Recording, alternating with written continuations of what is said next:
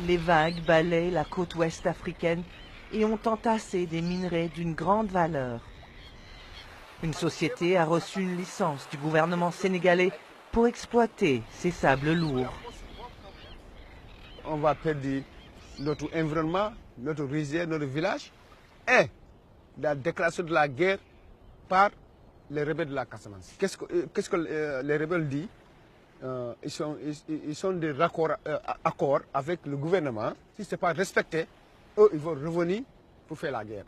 Niafran ne doit pas être le lieu où la guerre de la Casamance va recommencer à cause de zircon.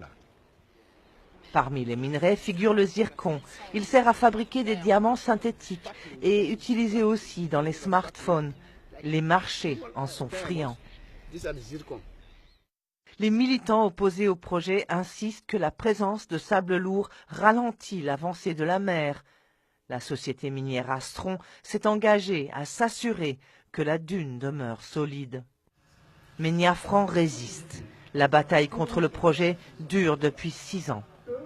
Des juristes soutiennent la communauté. Ils envisagent un recours en justice pour bloquer le projet.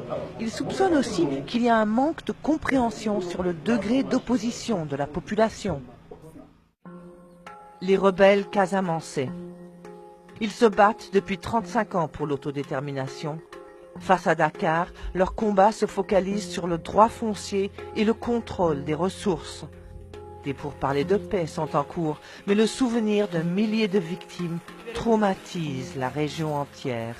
Ça, c'est le butin, ça fait partie des pièces du butin. Pendant le combat, on a saisi ces véhicules, il n'est pas le seul, il y en a beaucoup, il y en a d'autres même. Leur leader menace des lourdes conséquences si le projet minier démarre. Ça représente donc une déclaration de guerre. Je suis clair que ça représente une déclaration de guerre. Plusieurs fois, nous avons convenu avec le Sénégal de ne rien toucher et d'attendre le règlement d'abord du conflit. L'indépendance d'abord, le reste après. À Dakar, au ministère des Mines, surprise et frustration. Si les populations ne sont pas d'accord, l'État du Sénégal verrait avec la société. Nous pensons que ce serait vraiment dommage pour les populations de la Casamance qui aujourd'hui souffrent et ont assez souffert vraiment de cette situation. Je pense que c'est un projet qui peut être très viable pour la population de Niafran, d'autant plus que ça a des retombées économiques.